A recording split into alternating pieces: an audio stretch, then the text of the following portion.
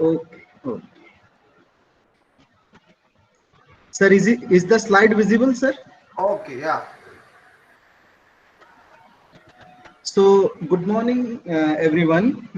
Today we are back again in the fifth day of our FDP program on sensor technology. So, we are having among with us Dr. Arvind R. Yadav. Dr. Arvind R. Yadav has completed his PhD in image processing in the year 2016 from Electrical Engineering Department, IIT Roorkee. He has completed his Bachelor in Engineering in Electronics and Communication Engineering and Masters in Industrial Electronics in the year of 1999 and 2001 from GEC Mudasa and MSU Baroda respectively. He is having around 18 years of teaching experience. He is currently working as professor in the Department of Electronics and Communication Engineering at Parul University and Parul Institute of Engineering and Technology. He is also holding position of Associate Dean, especially for postgraduate and PhD program at Parul University. Under his supervision, one PhD candidate has already completed his PhD, and currently there were 8 PhD candidates who are enrolled under his supervision. He has organized 2 international conferences, and third one is scheduled to be organized in November 2020. He has recently received a grant of 53 lakh rupees from ICMR. He has published more than 8 journal papers, out of which 5 papers were published in SCI journals. He had also published more than 30 conference papers in national and international conferences such as IEEE, Elsevier, and Springer. His major area of interest includes signal, image, and video processing, feature extraction, especially medical signal and image and microscopic image of wood species. He is also actively working in the area of object recognition and classification with the help of machine learning and deep learning technique. So I wholeheartedly welcome Dr. Arvind R. Yadav sir among us, and would request him to proceed with his presentation. Thank you, Mr. Chandan, for nicely introducing me today. Uh, Thank you, Dr. Jayendra Kumar, for providing me an opportunity to interact with those audience who is present today also. So, with your permission, I would like to go ahead. Yes, sir. Please proceed with your presentation, sir. Okay. So, just give me a moment so that I can share my PPT.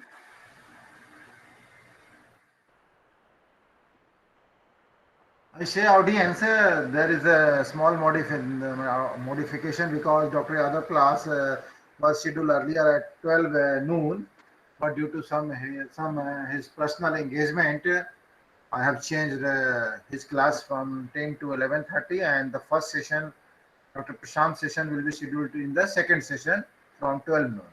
So there is a slight modification only. Other third session is as per their schedule only. Dr. Jayendra Kumar, should I go ahead now? Yeah, sir. Go Okay. ahead, sir. Thank you. Audience, I hope this slide is visible to all of you. Yes, sir. Very much visible. Okay. So, first of all, thank you very much, Dr. Jayendra Kumar sir, for providing me an opportunity to deliver a talk on this FDP sensor technology. It is organized by Department of Electronics and Communication Engineering, NIT Jamshedpur. So, my topic for today's presentation is signal image processing of single image multiple sensor outputs. Now, when we talk about processing, then there are two perceptions. Most of the time, when we are talking about signals, we process it with the help of computer. So, there is a term called computer vision. Now, this signal processing and image processing is manually done by the computer system. And in order to process that, there are several techniques available. So today my focus would be on machine learning and deep learning techniques along with the traditional techniques. Before I start my presentation, let me introduce where I'm working. So I'm working with Parul University. It is one of the best university in Western India today. It is located in Vadodara, Gujarat. So here is a glimpse of Parul University that you can see. The Parul University was established under Gujarat Private University Act 2009 by the bill passed by Government of Gujarat on 26 March 2015, giving university status to Parul Group of Institutes, which was run by and it is still run by Parul Arogya Seva Mandal Trust. These are some of the faculties at Parul University: Engineering and Technology, Design, Law, Agriculture, Pharmacy, Nursing, Physiotherapy, Architecture and Planning, Ayurveda, Management, Homeopathy, IT and Computer Science, Applied Science, Social Work, Fine Arts, Library and Information, Diploma Studies, Faculty of Medicine, Commerce and Arts.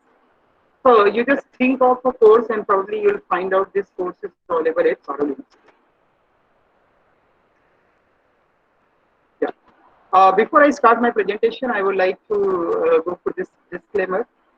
The contents, text, images, video, and other materials which are used in this presentation are taken from research papers, books, online materials, available on internet, and several such other resources. This presentation is prepared to disseminate the information for academic research purpose and information on.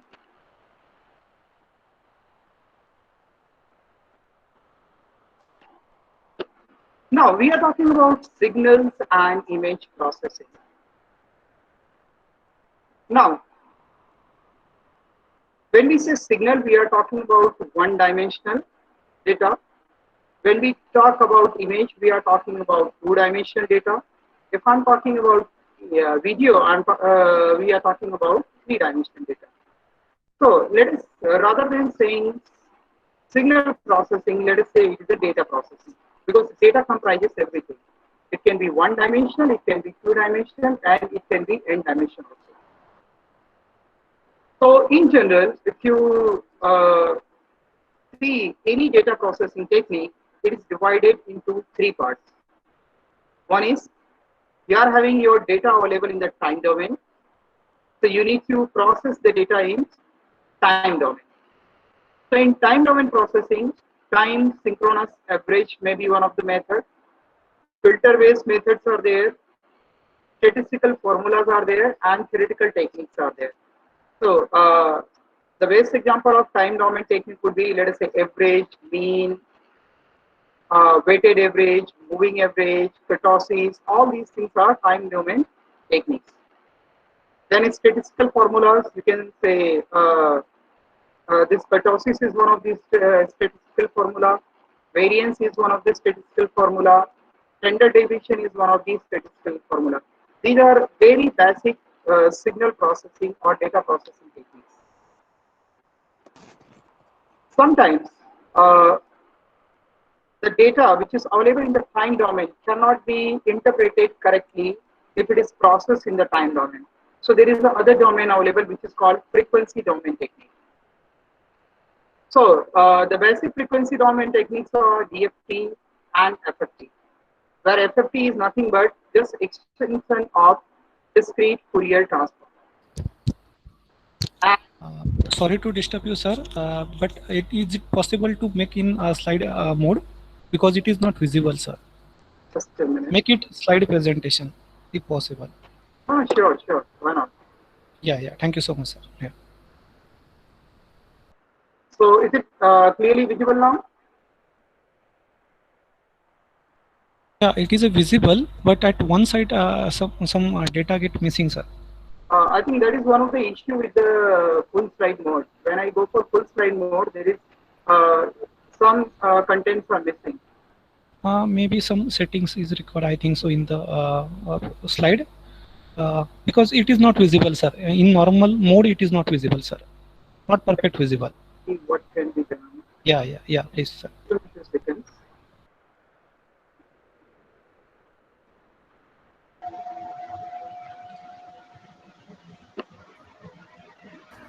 In normal mode, it is visible on mobile phone. Uh, For mobile phone user, yeah. You have Is it no Yeah, problem. now it is visible, sir. Now it is properly visible. okay? So I have just changed the resolution. I went for a minimum resolution. I hope now it will work out. Fine. So the third technique is nothing but the combination of time domain and frequency domain technique. So in that technique, you will find out short-term Fourier transform and Doublet transform. So in general, these are the very basic techniques which can be used for any signal processing. Rather than signal processing, I would say data processing technique. So you can process image also, you can process video also, or you can process n-dimensional data also.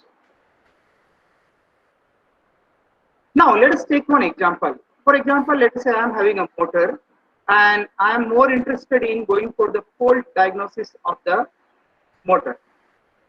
So FFT technique is being used and the diagnosis that is being done is broken rotor bar fault, short winding fault, air gap eccentricity and bearing faults. Now the advantage of FFT is that it is suitable for high load conditions. It is easy to implement and it is good for visualization fault system. That is the advantage of FFT. So if somebody is having high load conditions, they say they should think of FFT. But disadvantage is lost time information. You are getting frequency information, but you are missing the time information. At what time that frequency is present, it is not out. And it is not effective in light load condition also. Now, if you look at time and frequency domain combination, so the first method is STFC. Now, again, we are looking at the fault, broken rotor bar fault and bearing fault. So, the advantage is it is faster and it is suitable for varying load condition. But the disadvantage is that analyze signal with fixed size window because STFT stands for short time frequency transform. So, it will have a fixed window size, and so because of that fixed window size the frequency resolution is poor. Now in order to come this thing, there is another method which is called wavelet transform. Again we are considering most of the same faults. What are the advantages of wavelet transform? Speed is fast, it is suitable for varying load condition as well as light load condition. It is excellent for low time and frequency resolution for low frequency sideband components. But as we know, you pick up any of the method and that method will be having some disadvantage. So the disadvantage is absence of base information for complex value signal. It is having poor directionality. It is shift sensitive for input signal and that will cause an unpredictable change in transform coefficient in time. So looking at the three different techniques that we have seen, now it is up to us to decide whether we wish to go for FFT, whether we wish to go for STFT, or we wish to go for wavelet transform. So when you are interested in time and frequency localization, it is always preferable that you should go for wavelet transform. But if your concern is only frequency, you are not interested in time at all, then FFT is one of the best methods. Now, if we extend the full diagnosis methods, it can again be divided into four methods: signal-based, model-based, knowledge-based, and hybrid method. So in signal-based method, NCSA, vibration analysis, impedance of inverse sequence, noise monitoring, and torque monitoring is there. Model-based method, system identification is there, physical modeling, and parameter estimation. Now the third and fourth method is something which is very interesting over here, knowledge-based method. Now if you see the knowledge-based method, it comprises neural network, expert system, fuzzy logic, generic algorithm, Kalman filter, and weighted fusion. And the last one that we are looking at right now, it is a hybrid weight method, which is a combination of multiple techniques based on model and knowledge.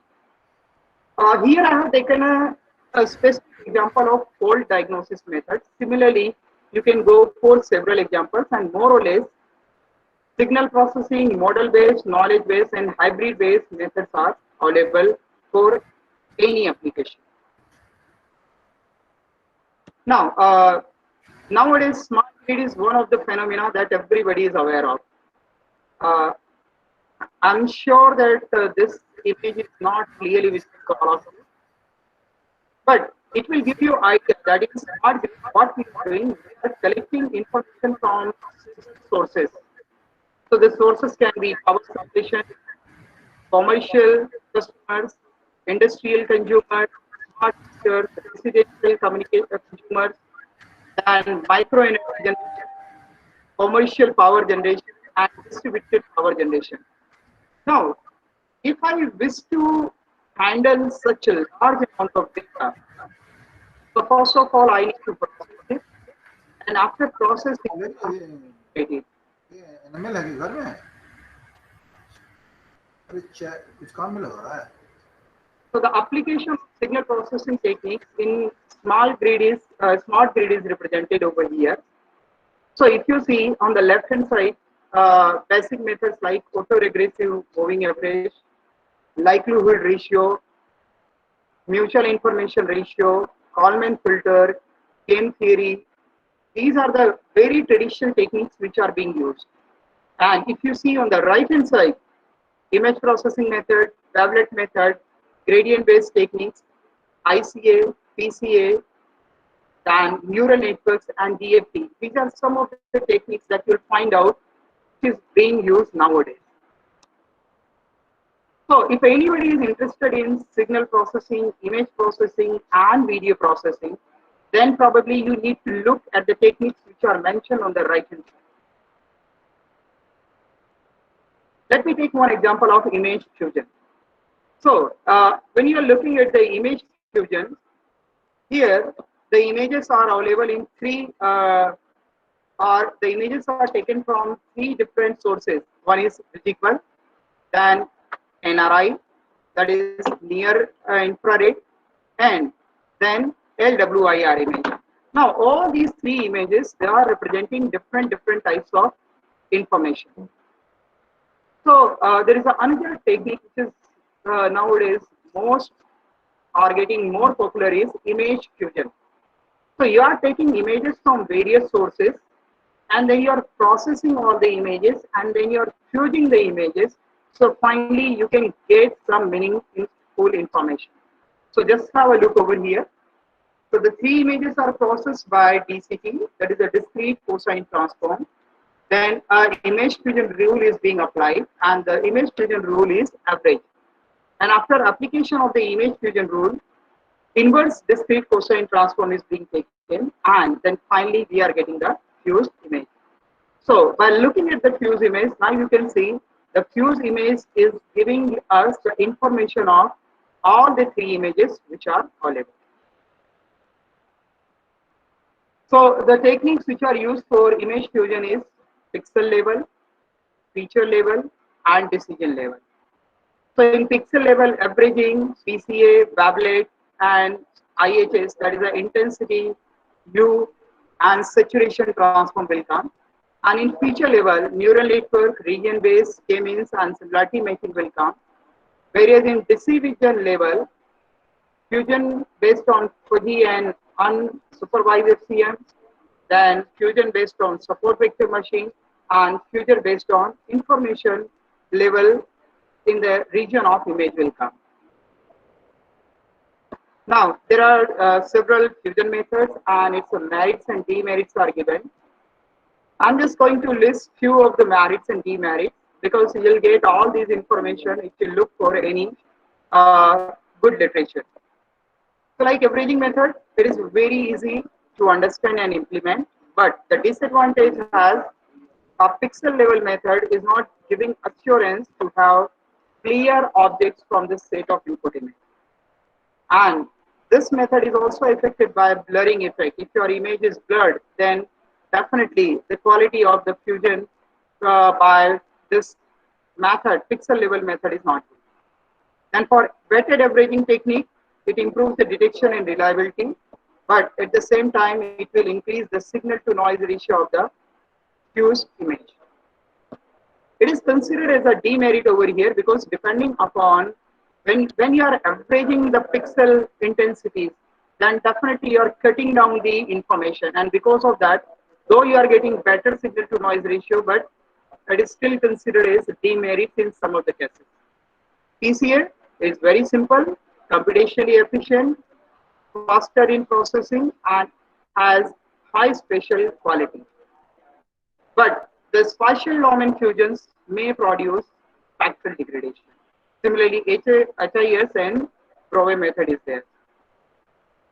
The second type of fusion method you can think of is pyramid-based method. So Laplacian and Gaussian pyramid, gradient pyramid, and morphological pyramid. They are having a merit that they provide good visual quality, and they are used for multi-focus images. Demerit. The demerit is that it is very computationally expensive. Then in fusion-based method, DCT, DWT, SWT, and CT is there. All are having some merits and demerits. Like in DCT, the demerit is that it will have the blockage artifact. In DWT, the fused image has less spatial resolution. SWT, increased decomposition level, and it will have some spread in the that quality of information. So we have just seen the basics. Now, as I said, I'm more interested in focusing on machine learning and deep learning techniques. So this AI and robotics is the term that you heard. I'm sure everybody knows what is AI and robotics. Is there anyone who's not familiar with AI and robotics?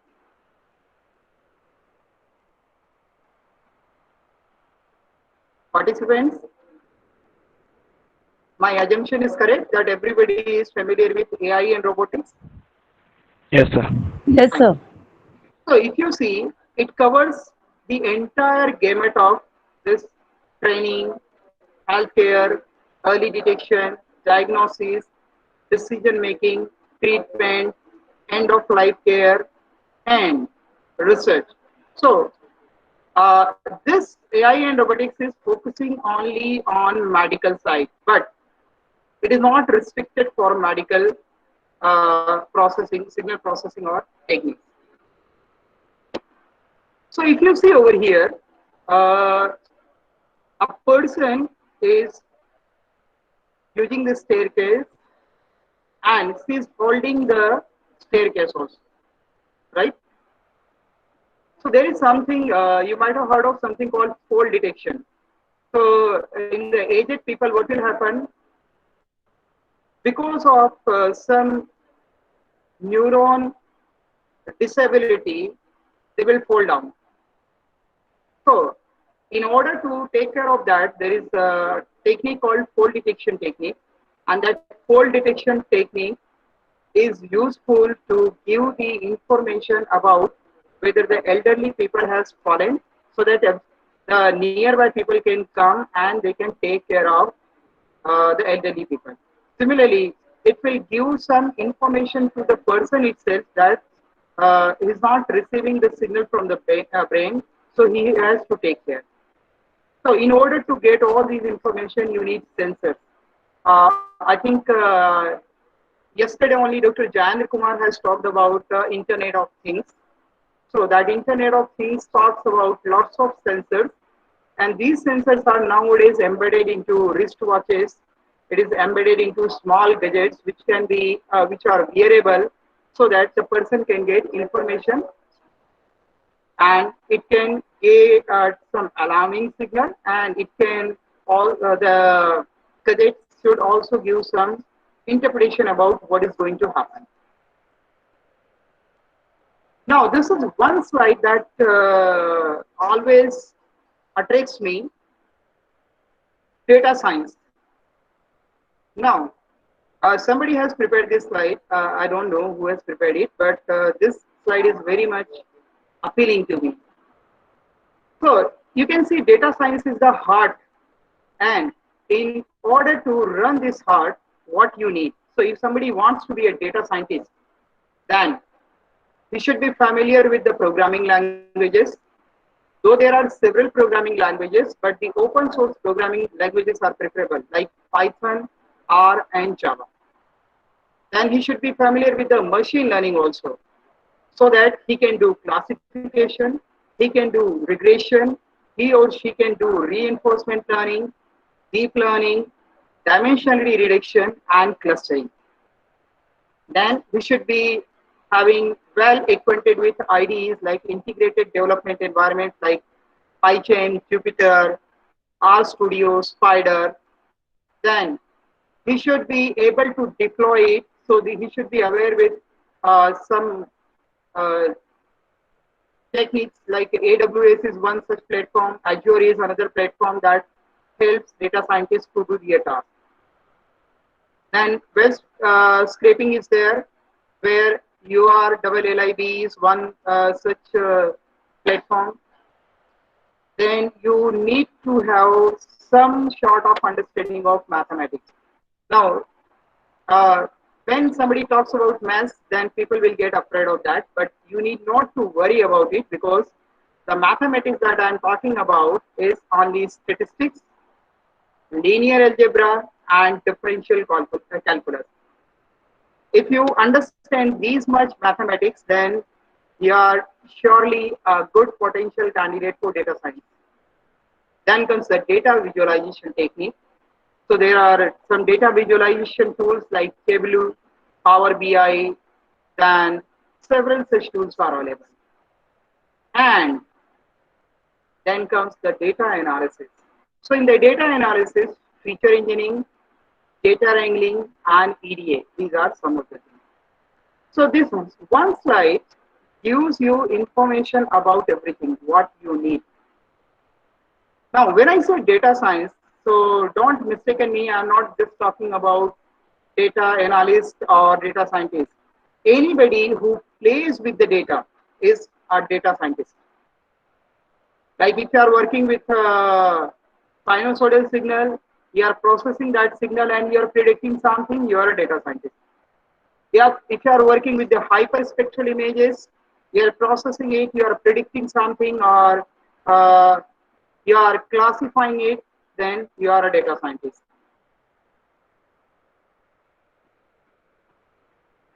I hope this slide is very much clear to all of you. If you are having any query over here, you are query.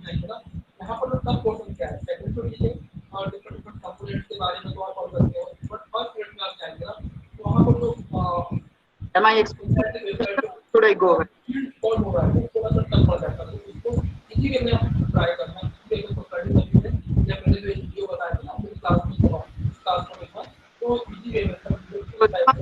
Can you move forward?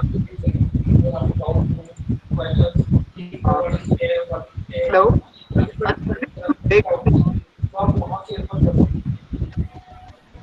Mr. Chandan? Sir, you carry forward. All the participants, I have noticed that some of them are not muting their mic, especially Devendra Singh Tomar. Sir, I request you to please mute your mic or be Yes. conscious of it. Please mute your mic. Please mute your mic. Okay. Sorry for the interruption, sir. Please proceed with it, sir. Thank you, Mr. Chandan. The artificial intelligence is one term that every layman knows, but machine learning and deep learning are something which is embedded into the artificial intelligence. So, in general, what I can say, if you wish to achieve the artificial intelligence, then you have to take help of machine learning and deep learning.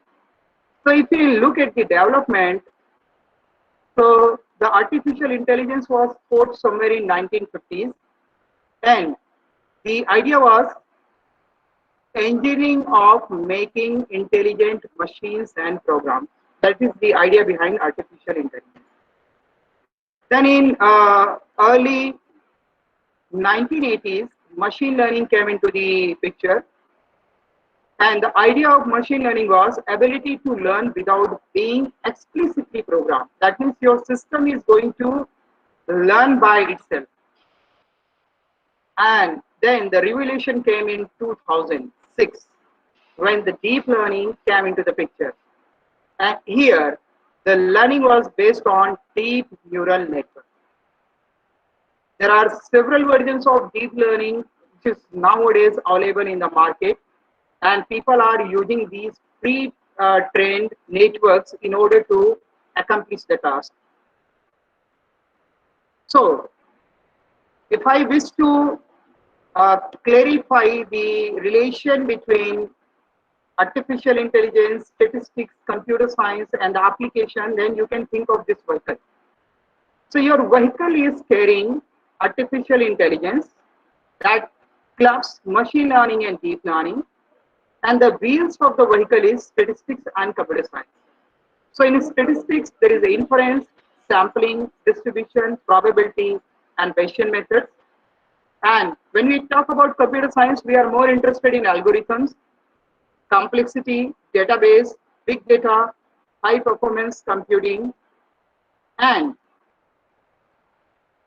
this vehicle and artificial intelligence will take us on the expressway, that is our artificial intelligence expressway, and we can accomplish clustering, classification, regression, reinforcement learning, active learning, transfer learning, natural language processing, decision support system, and computer vision. So the machine learning is divided into 5 broad categories. One is supervised, unsupervised, semi-supervised, reinforcement, and deep learning. Under supervised, there is a regression and classification. Unsupervised, clustering and dimensionality reduction. In semi-supervised, self-training, low density separation, and graph-based algorithm will come into picture. And if you look at the reinforcement learning, dynamic programming, Monte Carlo method, and heuristic methods will come. And the last category that you can see over here is deep learning, which is broadly categorized into CNN and RNN. So all the methods which are shown over here, they are being used, but nowadays most of the people are focusing on deep learning. But if I have to choose whether I should go for deep learning or machine learning, then what parameter I need to consider? So in this slide, I have mentioned some of the parameters. For deep learning, the data requirement is very large. But for machine learning, it can train on lesser data. So if you are having a less data, then probably you have to prefer the machine learning technique. Accuracy, deep learning method has high accuracy. In case of machine learning, the accuracy is low. Training time. Deep learning takes time, longer time to take. The time may be few days to few weeks, and sometimes year also. But in machine learning, it is going to take less time, few minutes to few hours. Hardware dependency. Machine learning requires GPU, graphical processing unit. Whereas deep learning requires GPU. Whereas your machine learning, it requires only CPU. Your normal system can process it. Hyperparameter tuning. Deep learning can be tuned in various different ways, but machine learning, it is having limited amount of tuning capacity. Execution time, how much time it will take to execute. Deep learning takes up to 3 weeks. It is not written correctly over here. Machine learning takes few seconds to hours, whereas your deep learning is going to take time up to 3 weeks. Choose features. Deep learning, you cannot choose features. But in machine learning, yes, of course, you can choose features. Number of algorithms in deep learning, only few algorithms are there, whereas in machine learning, many algorithms are there. Here is a brief history of deep learning, if you are interested to know. Otherwise, the neural network, perceptron, then RBM, CNN, and in 2017-19, transformers came into the picture, which are still being exploited, explored by the research community. I'm very sorry that I'm just rushing towards the slide because there are several things that I wish to cover. But if you participants have any query at any moment of time, please stop me and raise your query. Now, why there is a need of deep learning? So if you look at this waveform, which is between performance and the amount of data. So if your amount of data is less, then deep learning and machine learning, they are having better performance. Both are giving the better performance. But if the amount of data increases, then you'll see after certain amount, the machine learning techniques performance is restricted. It will not increase, it is saturated. But in case of deep learning, it will keep on increasing. So this gives us idea that when I'm having a large amount of data, then I should preferably go for deep learning. These are some of the neural networks. So if you see different types of cells are shown over here. So if somebody is more interested, then they can explore this mostly complete chart of neural networks. So perceptron, feed forward, radial basis, deep feed forward, then recurrent neural network, LSTM, long short-term memory, then GRU, gated recurrent unit, autoencoder, variational autoencoder, denoising autoencoder, and sparse autoencoder. Yeah, one more interested thing are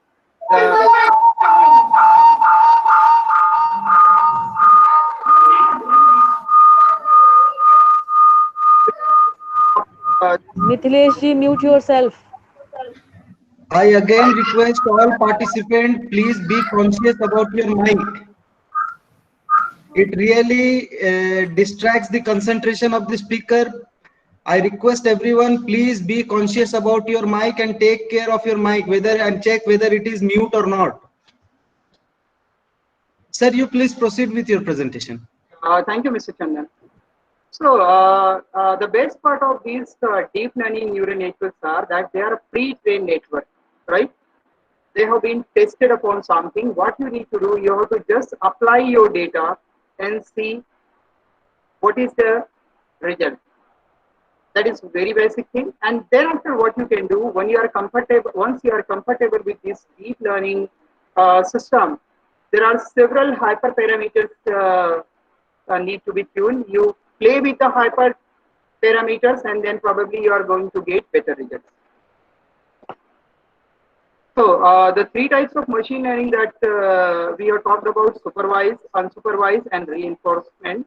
So in supervised learning, you have to provide the labeled data. So you are going to say, okay, this is class 1, this is class 2, class 3. Your machine will learn, and then it will categorize the unknown data in class 1, 2, and 3. In the unsupervised learning, you are not going to give the labeled data. Your system is going to learn from the data itself, and then it is going to cluster into several categories. And the third category that you are looking at is reinforcement learning. The reinforcement learning, it works on rewards and recommendation algorithm. So it gives feedback to the algorithm, and when it does something right or wrong, this feedback is given and your system will try to correct it. So if I wish to give a layman term example, then I would say if child gets a feedback on the job when it does something right or wrong. So he'll be getting a chocolate if he does something good. So he will learn, okay, this is something better I'm doing. And if it's not doing something good, then probably he's going to get scolded. So now he will think, okay, now this is not the right thing I'm doing, so I need to correct it. Now, most of the time people are confused about regression and classification. So here is a very basic differentiation between regression and classification. So I am taking up an example of temperature from this minus 60 degree to 230 degree. So in case of regression, you are about to predict what temperature would be tomorrow. So here the prediction is 84 degrees Celsius.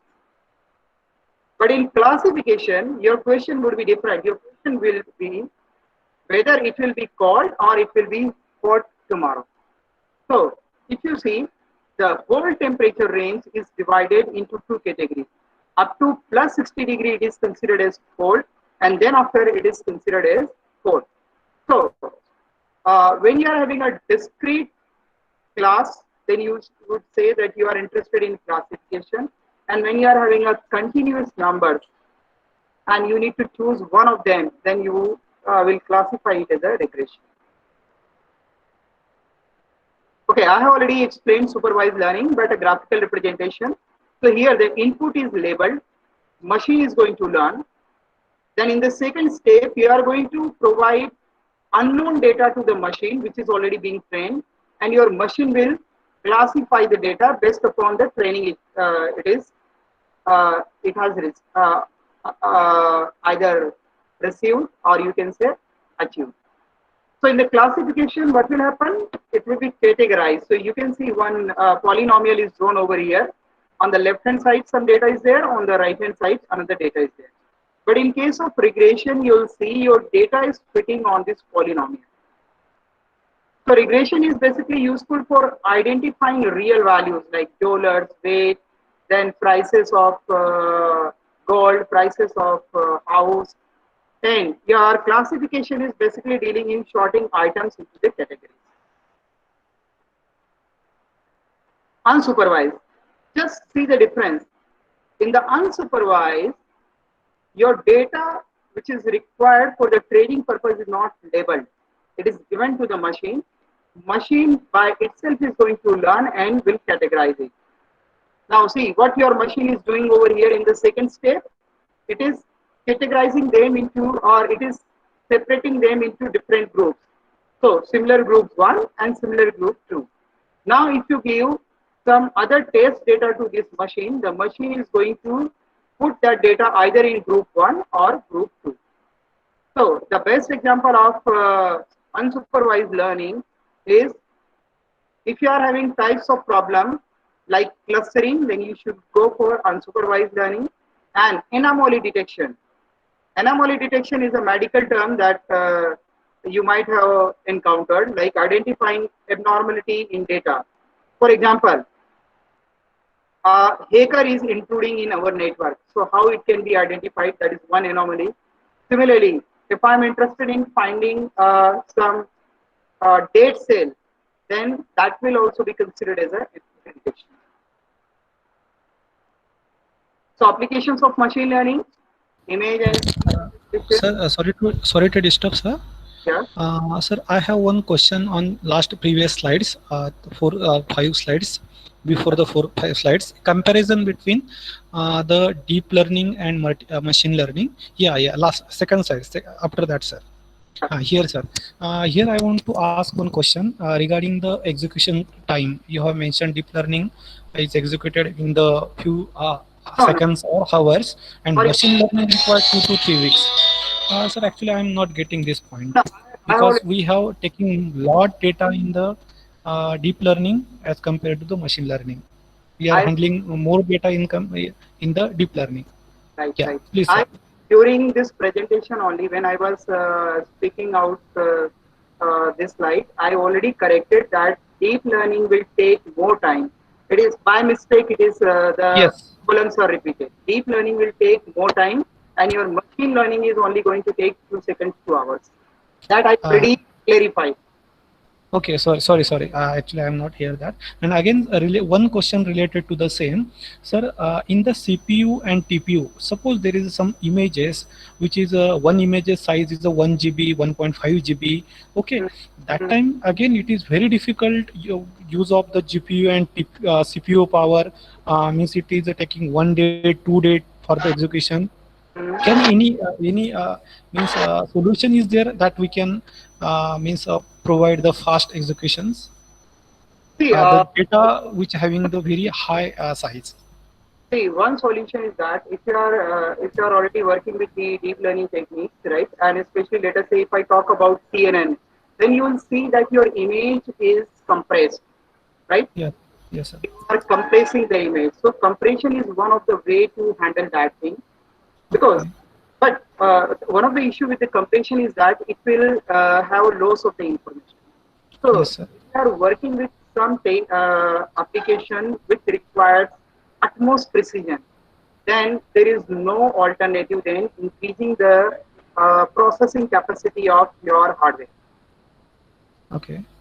If you can, if there is a less precision required, then only what you can do, you can compress the size of the data and then play with that. So your hardware requirement will be low. So there is a trade-off between hardware and precision requirement. Like we are talking about GPU and TPU. So GPU and TPU are basically more relevant when you are talking about deep learning techniques because your data is large. For Mm-hmm. machine learning, if you go for GPU and TPU, what it will do? It is Mm-hmm. going to reduce the execution time. It's not like that machine learning cannot use GPU or TPU. But Mm-hmm. the machine learning can do the task with the CPU itself. Mm-hmm. There is a trade-off between hardware. There is a trade-off between this accuracy, and there is a trade-off between in the amount of time and money also. So let us say if I'm using Param computer, which is one Yes. of the best hardware that is available in India or produced by Indian scientists, then probably the data that you are talking about it can be executed within a day also. Okay. Okay. Yeah. Sir, I have some questions, but I will ask that after the end of this session, sir. Thank you. Thank you for your answer, sir. Okay. Fine. So the applications of machine learning, if you'll see, image and speech recognition, medical diagnosis, statistical arbitrage, learning association, these are some of the applications. And what uh, the machine is going to do in this case, either it will classify, either it is going to predict something, either it is going to extract some information, or it will be doing the regression. This slide is not the complete slide because only some of the applications are listed over here. There are endless applications of machine learning. Here is the simple comparison of our brain and the computer. So the biological neurons are there in brain, silicon transistors are there in computer. Approximately 200 billion neurons and 32 trillion interconnections are there in our brain. And if you see the capacity of computer, 1 billion byte RAM and trillions bytes of are available on the disk. Neuron size is 10 raised to minus 6 meter in our biological neuron, but in your system, 10 raised to minus 9 meter. But still, your biological neurons are performing much better than what your supercomputers are able to do. Energy consumption is 6 to 10 joules per operation, and energy consumption is 10 to 16 joules per operation in computers. Our biological neurons are having learning capability, and silicon transistors are having programmable capability. With the advancement of deep learning technique, now the learning capability is also coming into the computer. Now let us understand the basic difference between deep learning and machine learning. So those who are familiar with the traditional machine learning, so if you see there is an image, so from the image you are extracting the features, and these features are known as manual feature extraction. You are identifying what feature need to be extracted, and then it is being given to the classification algorithm. Rather than classification, I'll say it is a machine learning algorithm. So it is given to the machine learning algorithm, and the machine learning can either classify or predict it. In this case, we are thinking of a classification. So what it is doing, it is trying to understand whether it is a dog, whether it is a boy, or there are several data. In this case, if your manual features are of good category, then it will going to classify this data into dog. Now, if I want to do the same task with the deep learning approach, just see the manual feature extraction part is removed out of the context. So there is a convolutional neural network. Your image is directly going to be given to the convolutional neural network, and your network itself is going to learn the features out of the image, and then finally it is going to classify also. So the feature extraction and classification tasks both are clubbed together, and it is classifying it as a dog. So this is the basic difference. So in convolution neural network, apart from hyperparameter tuning, there is no manual intervention. But in case of traditional machine learning, you need to extract the feature first, then you need to give to the classification algorithm, and then you'll be tuning it in order to get the better. Now, why deep learning is required? Can you see this diagram? Anybody would like to interpret this diagram? Any participant? What this picture is telling about? So actually, good morning, sir. Morning. Yeah, basically we are trying to segregate between, I think I see cookies and puppies of the same color, Right. and the arrangement of the chocolate chips or muffins also. I can see some muffins. So this classification is a little deeper than just extraction of main features. Maybe that is the reason. Of course, of course. Now just see, if you are having a first look at this image, then probably it would be difficult for you to differentiate between puppy and the muffins you are talking about. Yes, Agree? sir. So for human being, if in the first look it is different, then for machine definitely it is a very difficult task. Similarly, if you are looking at the right hand side image, the broom is there and puppies are also there. So sometimes you are getting confused whether it is a puppy or a broom. So these are the difficulties. Well, so here comes the role of deep learning technique. Just have a look over here. Here is the limitation of classical machine learning algorithm. So it is expecting the features. It is expecting several features, but it is not able to give you the final thing, that what exactly it is. It is giving you piece of information, but it is not clubbing all the piece of information together in order to give you what exactly it is talking about. Eyes are shown somewhere, nose is shown somewhere, something. But I'm not sure whether it belongs to a human being, whether it belongs to an animal, whether it belongs to a dog, whether it belongs to something. So that is the limitation of classical machine learning algorithm. Now, in case of deep learning, here is the best example I can give. The first level is feature detection. So several features are extracted out of the image. Then at the second level, these features are clubbed together to formulate a meaningful information. And at the last level, now it is giving me, okay, it is a dog. And it is a feed forward input. It is a feed forward input. So if I'm looking at the very basic level, lower level, then it is very difficult for me to identify what this object is. When I'm looking at the increasingly complex feature, then probably human mind can pick up something. Okay, dog-like structure is there, one leg is there, and then a tail is there. But the third level that you're looking at, it is giving me the complete information, and it is invariant representation. So the angle and all these things, nothing is going to play any role over here. You pick up image from any angle and it is going to give you this recognition. So these are three basic deep learning algorithms. The first one is deep neural network, second one is CNN, and third one is RNN. all these three are having its different application.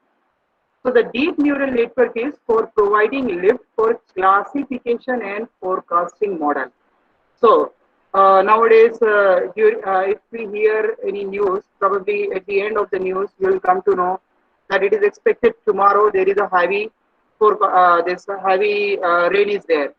So for that purpose, they are going to use, or they are using this deep neural network. But when you are interested in feature extraction and classification of the images, you better choose convolution neural network. And if you are interested in sequence of events, language model, time series, and etc., then you should be going for recurrent neural network. This is a broad classification I am telling you. There are much micro level and macro level classification out there. Now let us have a look at some of the examples. It's 11 o'clock. I think I'm having another 20 to 25 minutes. So I'll cover some real-time applications, right? So here is an example of structure of temporal feature. So if you see in the time frequency spectral, your row signal is a time domain signal. Then it is converted into spectral features, and the spectral feature means that the time data is converted into time and frequency data. That means either you have used a SPFT or you have used Wavelet transform, and then it is given to the two-dimensional CNN to do something. So it gives me time, frequency, spectral information. But if I want to process this same signal with RNN, then what I have to do, the row signal, on the row signal I am going to put one sliding window, and each of the sliding window is going to be given to the LSTM, that is a long short-term memory. So first layer of LSTM, then second layer of LSTM, and then something is there. And if I want to process that row signal directly from the CNN, even that is also possible. So the time domain signal, each of the time data signal is processed by one 1D CNN. So it gives us idea that you pick up any signal and there is a possibility of processing that signal with a deep learning technique. Then we have already seen some fusion techniques. So the multi-modality fusion strategy is shown over here. So I'm having modality 1, 2, and N. Then feature level fusion can be done, and then this fuse vector can be given to some recognition. Another way to handle this multi-modality fusion is classify ensemble. So you take modality 1, model 1, and classification result is there. Then second modality, classification result. Nth modality, classification result. And then finally you have to club all these classifier results and you choose best out of that. Here is a various strategy for feature fusion. So in early fusion, all the modalities are fused together. Then we are having sensor-based fusion. So in sensor-based fusion, let us say I am having 5 sensors. So sensor 1 is modality 1 that need to be processed by feature extraction 1. Sensor 2 is modality 2, another feature extraction, then modality 5. And then all these features are fused together and then it is given to the classifier. Then axis-based fusion.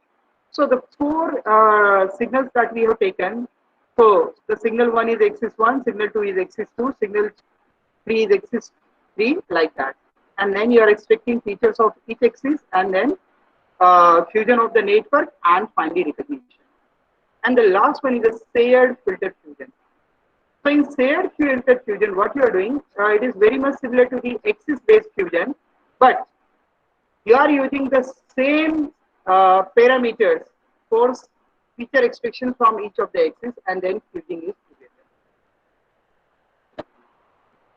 Now this is another application of machine learning and deep learning that you can think of. So this is a very widely known technique, face recognition. So you are capturing the face image, you are extracting the features, then you are comparing these features from the features which are available in the database, and finally the matching is being done. So earlier traditional feature extraction techniques are there. Nowadays, directly this data is given to the deep learning model like CNN, and the CNN will learn features out of that, and then it is going to predict that. Here is another application of deep learning for remote sensing and image classification. So you are having a hyperspectral imagery, and you are having an aerial as well as satellite images. So the spectral information and spatial information as well as image patches, they all are given to the deep learning model. So you can see one deep learning model over here, a bottom layer is there, then several hidden layers are there, and then top layer is there. And after this deep learning model, it will classify. So there are two types of classification you can see at the end. One is a pixel-wise classification. So in that hyperspectral image, it will show whether vegetation part is there or not, whether drought part is there or not, whether water part is there or not. And the second section, if necessary, it is a scene-wise classification. So different for different aerial and satellite images, whatever pages you have fed into the deep learning model, they are also classified in scene-wise.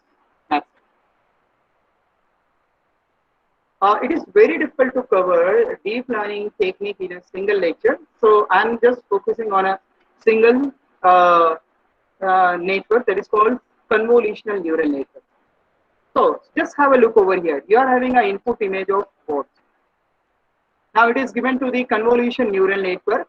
So the first feature it is expecting is edges, and then it will extract another high level feature that will club all the edges together, and then finally it is going to go for the more complex feature where the visible parts of this board is there. So at the end of this complex feature detecting filter, it will detect whether board is there or not.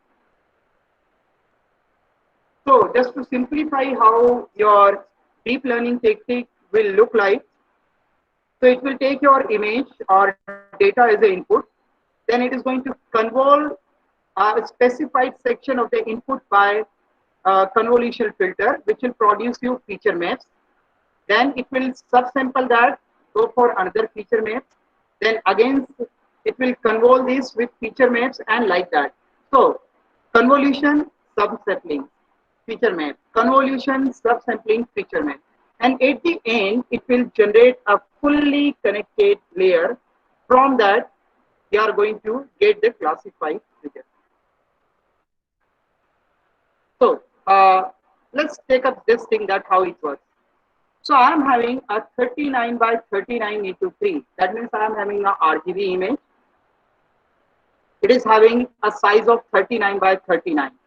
So 39 by 39 into 1 R, 39 by 39 into 1 G, 39 by 39 into 1 D. So this small page of that RGB image, it is processed by 10 filters. So if you look over here, F of 1, S of 1, T of 1. So here so the process image will be governed by this equation. NH is N plus 2P minus F divided by S plus 1. So in this case, your N is 39. So 39 plus 2P, P is 0. So 39 plus 0 is 39 minus F. F is 3 over here. So 39 minus 3 is 36. So 36 divided by S, 36 divided by 1 is 36 plus 1, 37. So after processing, your image size would be 37 into 37. And since it is processed by 10 filters, so it is 37 by 37 by 10. Now, in the next level, you are processing it by 20 filters. And now see the parameter. F is 5, S is 2, and P is 0. So the process result is 17 by 17 by 20. Then you are having third layer by which is processed by 40 filters, and F is 5, S is 2. So you are having 7 by 7 by 40. If now I am not adding another layer, then I have to multiply 7 into 7 into 40. That will give me 1960 fully connected data.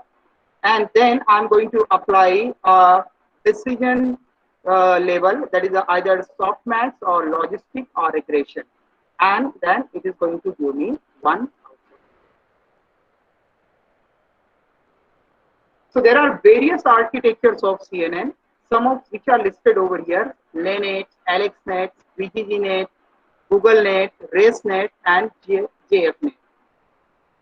So here is the example of AlexNet. So first, what it is doing in convolution world, it is detecting the edges and block. In the convolution number 3, it is extracting the features. Convolution level 5, it is getting the numerical and object parts. And finally, it is classifying the objects. That is the AlexNet. Now, it is represented in terms of some block diagram level. One thing that is noticeable over here, it is utilizing 60 billion parameters. And the activation function which is being used over here is ReLU. Next one is LANet, and LANet is basically used for handwritten character recognition and classification.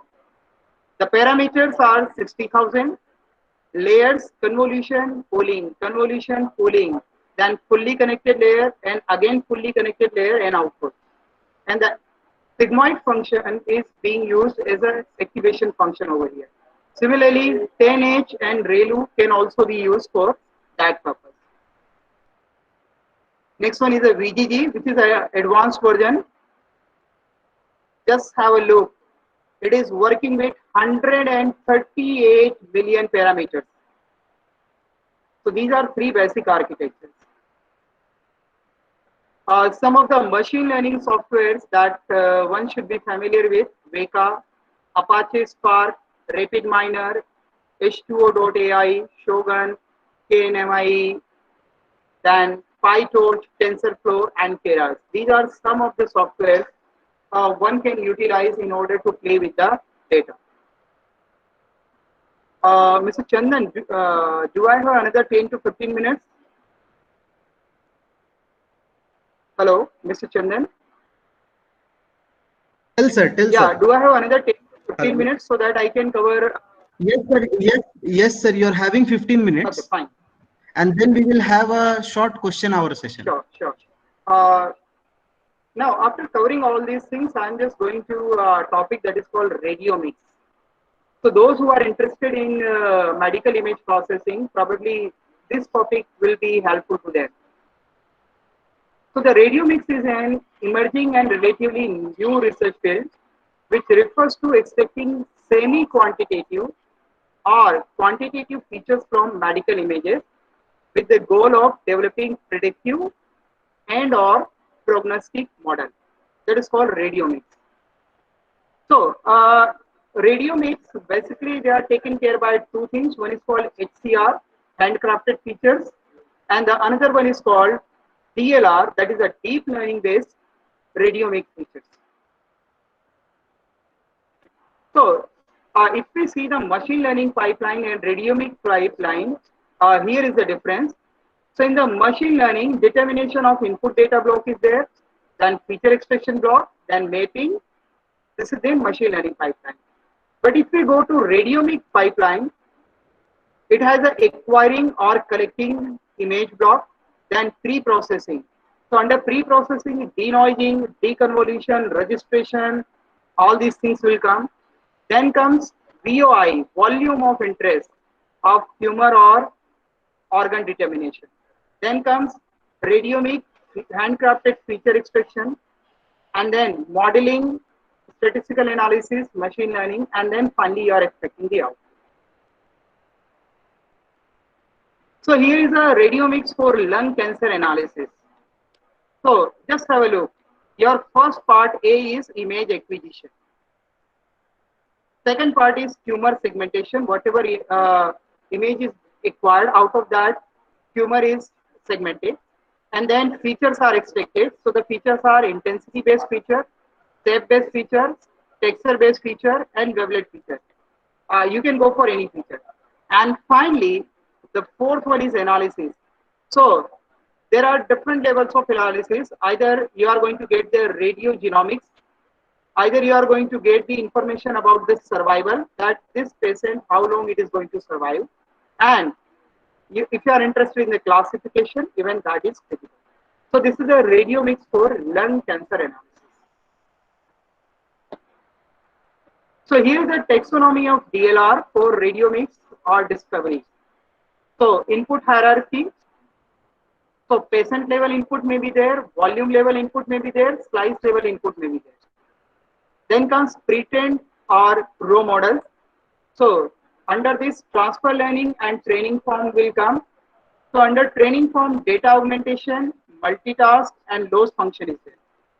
And in architecture, generic models are there and discriminative models are there. In generic model, you'll be having autoencoder, then DBM, that stands for Deep Belief Network, and DBMS, which stands for Deep Boltzmann machine. Under autoencoder, DA is there, that is denoising autoencoder, and then CA is there, that is cumulative autoencoder.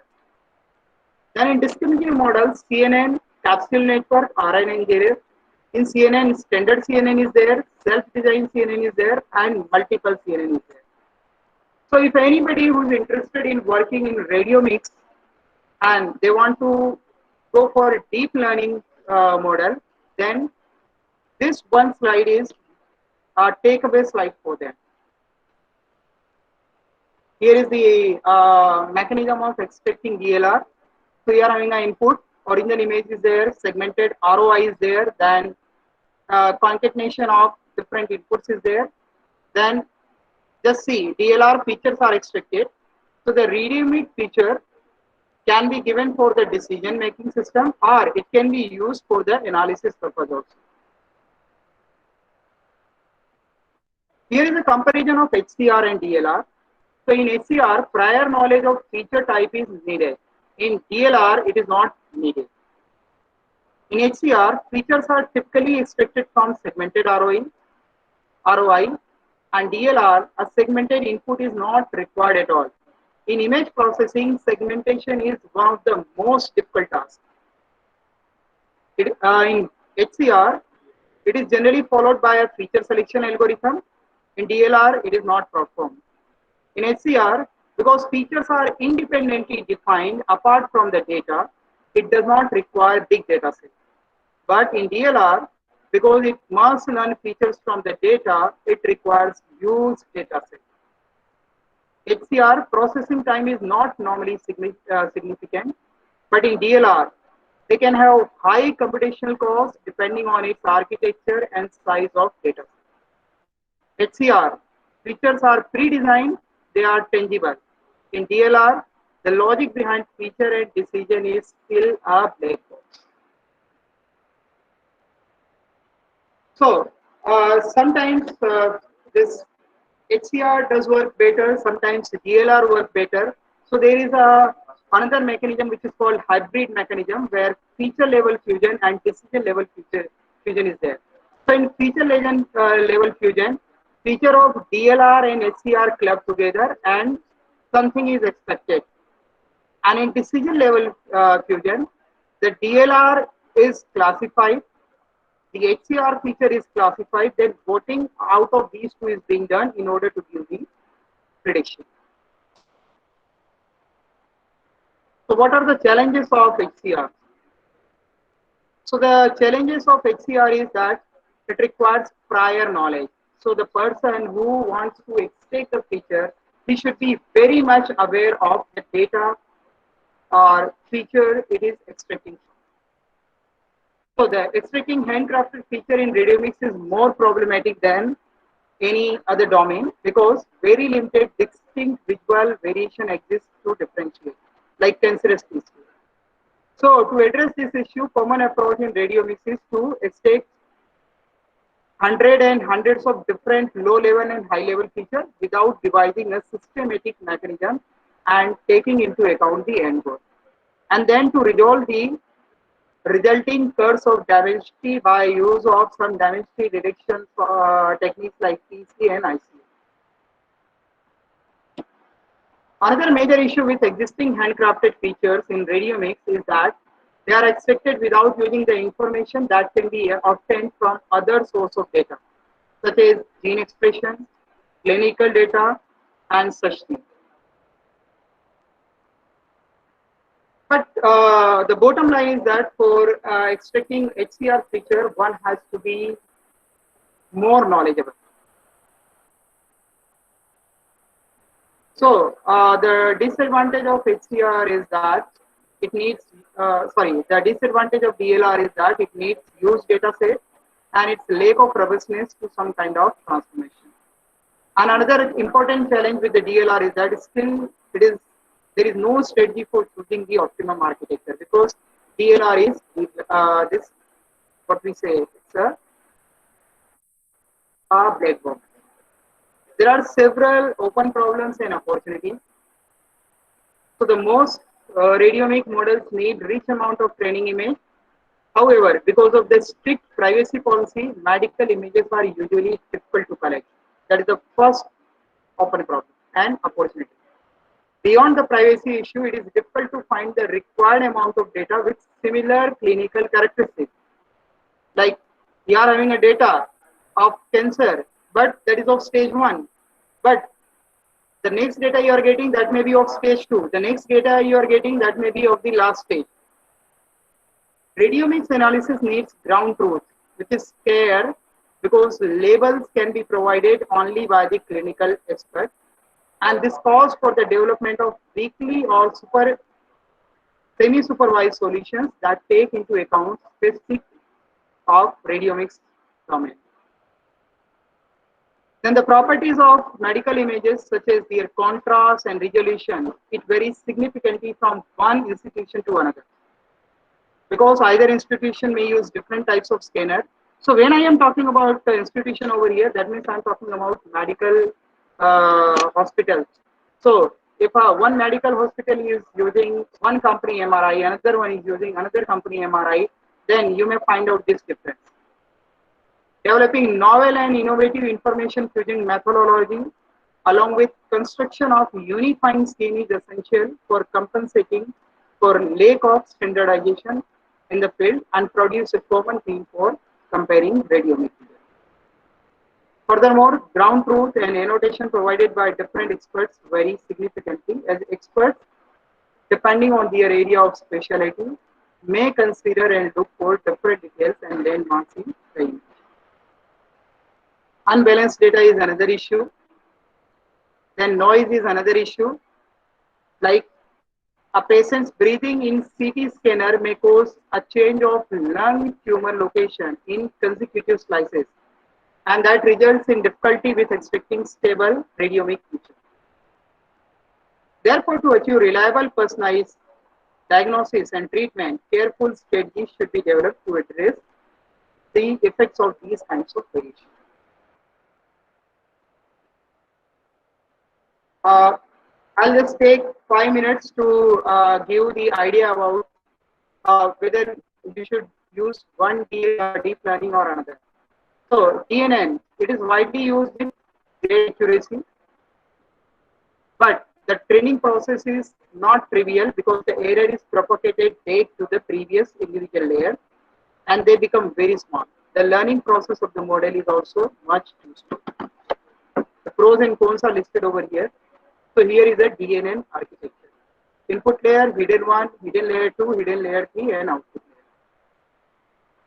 layer. CNN, it is very good in terms of performance and the model learns rapidly.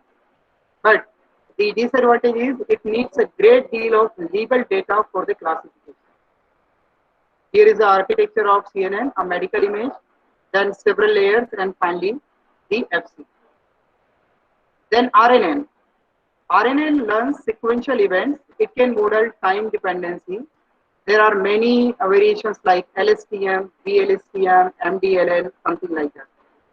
And it is good for natural language processing techniques. The disadvantage is that there are many issues due to vanishing gradient moment and the need for big data sets. Then comes DCELM, Deep Convolution Extreme Learning Machine. It is widely used and has great accuracy. It is computationally efficient in cross training mechanism, and it is good for random distortion. But the disadvantage is initialization can possibly be effective if the learning function is very simple and the amount of label data is small. Then comes DBM. Top-down feedback incorporates ambiguous data for more robust inference. Disadvantage is optimization of parameters is not possible for big data sets. So here is DBM. Then DBN. The greedy strategy and the inference tractable maximize directly the likelihood. And the disadvantage is that initialization makes the training process computationally expensive. Here is this deep belief network. Deep autoencoder. It does not need label data. And disadvantage is that it needs a pre-training step and its training may disappear. Here is a deep autoencoder. So some of the medical imaging techniques where you can apply this deep learning is diabetic retinopathy for detection of histological and microscopical elements. Then for microscopic blood smear images. Then detection of gastrointestinal disease. Then there are several issues with the computer-aided diagnosis, like you have to go for WCE, wireless capsular endoscopy, and endoscopy. There are several things available. Okay, this is the last model I am putting in front of you before going for question and answer. This is the model for melanoma diagnosis. So the data set, publicly available benchmark is there, and non-public, non-listed benchmark is there. So the first thing you need to do is data fine-tuning, data set fine-tuning. So training set and testing set need to be identified.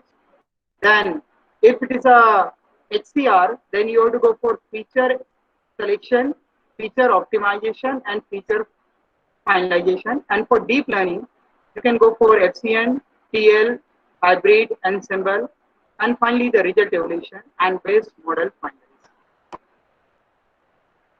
These are some of the papers I have referred in order to prepare this material. So that's it from my side. Thanks a million for patiently listening to me. Now your questions are welcome. Thank you, sir. Thank you, sir, for your presentation. So now I will request all the participants, if they are having any questions, they can ask. Can I ask, sir? Yes. Am I audible? Yes, yes, you're audible. Yes, sir. Sir, actually, we are working on a similar type of platform, and our target is to fetch the data to the CNN through the cloud, sir. Means our whole data set actually we have stored on the cloud, and that means volume of data is very high, and means how we can process, means our target is now to use the data from the cloud and to process and take the insights from CNN. Sir, is it possible, or can you suggest any means good things related to? See, when you're talking about cloud, so there is something called cloud computing. Yeah. Right? Your data is already stored on the cloud, right? Yes. Yes. And nowadays, to normal people, you're not having a high processing capacity machines available with you. Mm-hmm. Cloud computing gives you flexibility to just install a machine which is on the cloud itself. You feed the data, so it is very simple. Like the data which is stored in your hard disk, actually it is stored in the cloud. Your model is available at a high computing system. Model, it may you may go for this LaNet, you may go for LXNet, you may go for VGGNet, or any such new net is available. Like Google Net is also right. So the data, if you wish to process it with a high processing capacity machine, then either you have to have a good server, or Mm-hmm. borrow a cloud computing system. You you create your model on that system and you feed your data over there. But as you said, you are having huge amount of data. So the cost Mm-hmm. the picture, because what the rent of that system that you are buying for cloud computing, that will Mm-hmm. on your processing requirement. Mm-hmm. Okay, okay. Okay, definitely, sir. If it's possible, you can give your mail ID. If you means support in the future, that will be very helpful for us, sir. Surely, surely. My mail ID is, I'll just show you my mail ID so that one can note it down. Yes, you can write in the chat box. If It is we will note it. fine. Yes, sir. I'll just put my mail ID in the chat box. Okay, okay, okay, okay, sir. Definitely. Thank you so much, sir. Okay. Good morning, sir. Good morning. Sir, can you? I'm a little bit confused. What is the supervised machine learning and unsupervised machine learning? Which one is the best, sir? Supervised machine learning is a technique where the data that you are feeding, it should be labeled one. And in unsupervised machine learning, if you are not having labeled data, then you have to go for unsupervised machine. So let us say I'm having apple, I'm having orange, I'm having, let us say, uh, some other fruit. So if I give this image, class 1 apple, class 2 orange, class 3 banana, then I have to go for supervised machine learning. But let us say I'm having fruit, but the labeling is not being done. So in that case, in order to identify, I'll be going for unsupervised. So what unsupervised will do, it will categorize them based upon the similarity or some feature. So it will create a group of apple, it will create a group of orange, it is going to create a group of banana. Okay, sir. Sir, one more question. Sir, in data set, if you have so much data, so if we observe any corrupted data or missing data, how can we handle it, sir, in data set? There is something what we call data pre-processing technique. So in data pre-processing technique, sometimes when you are working with the, let us say, the real-time data, like data of any survey or something like that, so some of the data is missing. So the best thing that can be done over there, you replace data by zero. But the zero itself may be conflicting with some other number. So there are several data pre-processing techniques which are available to handle such kind of data. So you can do a level over there that does not with any other data which is available in your data set. So let us say all the numbers which are available in my data set is ranging between 1 to 100. And there are, sorry, 100. And there are some empty boxes available over there. So what I can do, not using the number 1000 anywhere. So I'll be assigning them number 1000. So number 1000 will give that, okay, it is something which is outlier data. It has nothing to do with your data set. Okay, sir. Thank you, sir.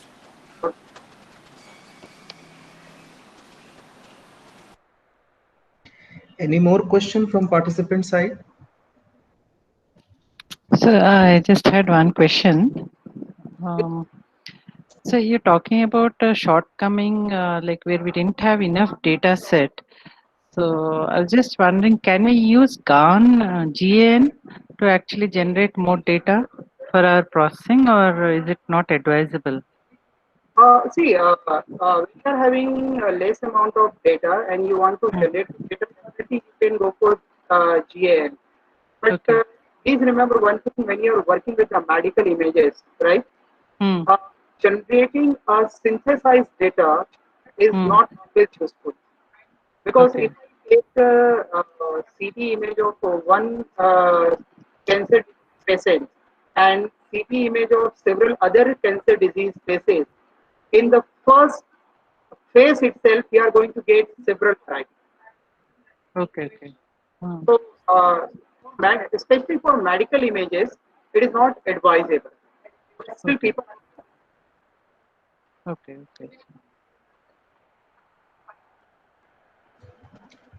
So please, all of you, please switch on your camera so that we can take a snap with Dr. Arvind Yadav.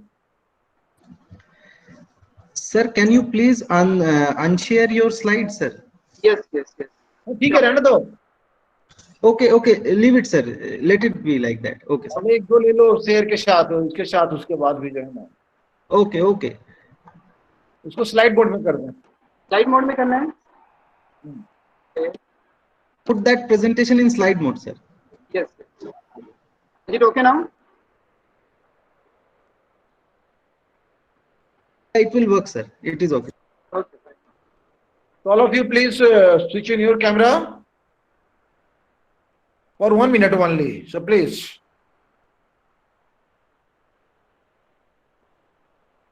As on where you are, no problem. Only your face will be in front of your camera.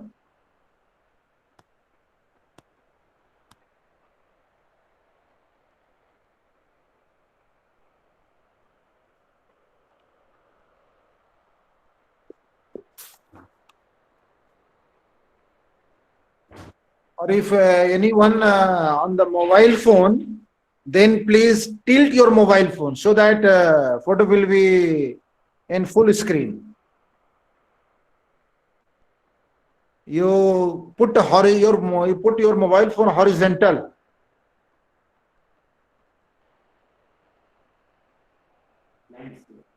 Landscape mode.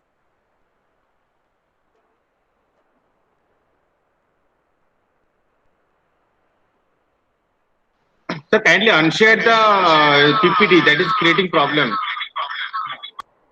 Chandan, have you taken some photo? Then unshare the PPT. Yes, sir. I have taken some photos. Now, sir, you can unshare your PPT so that we can have a full layout. Sure. Okay. Okay, I think it is being done, right? Yes.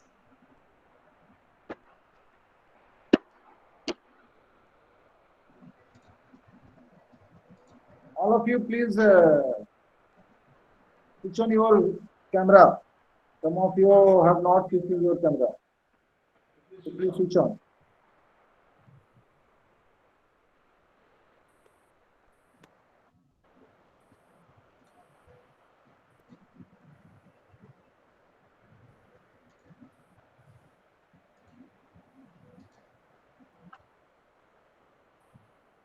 Okay, sir. I have taken enough pictures, sir.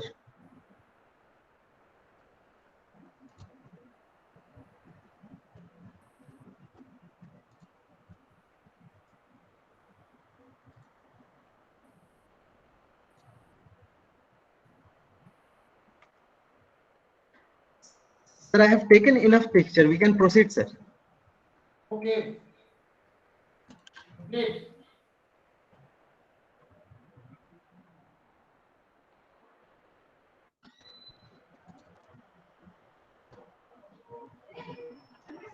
Mrs. Chandan, are we done? Yes, sir. It's done, sir. We have taken pictures. So now, thank you, sir, for sparing your time and giving such an informative presentation on deep learning and machine learning. I hope the audience have enjoyed this session, and the links are there. So please go there and register your attendance. Now, I would like to inform every participants that from 12 p.m. onward, we are having our session 3. So we will be gathered here again. We can have some break for some time. And today we are going to organize the final quiz. That final quiz is of 25 marks, and that quiz is scheduled from 4:30 p.m. after the end of the third session. So after third session, after validity session. After validity. 4:30 p.m. At 4:30 p.m. there is a validity session. Okay. Okay, sir. In that session, every participant should share their views. Okay. Regarding the workshop, our the guest Arvind Dikshit and our director Dr. Professor K.K. Shukla will also available in that validity function. Okay. Okay, sir. So we Okay. will, so we will share this particular quiz test link on this group as well as in the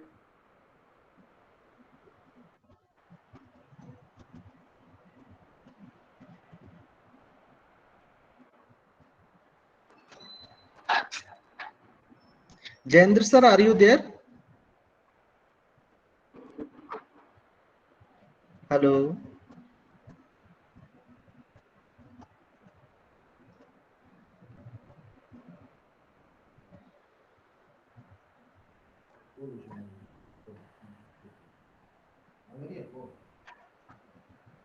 Sir, are you there? Jayendra sir, are you there? Jayant sir is there. Chandan, Okay, sir. Tell sir. I will start my session at 12 o'clock. So Okay, sir. Okay. participants can have a break. Okay. Okay. So we can participants can break. So the participant who want a break, they can go for a break of 10-15 minutes, and again we will gather here by 12 o'clock, and then we'll proceed with our second session of today's program. Mr. Chandan. Sir. Mr. Chandan, I think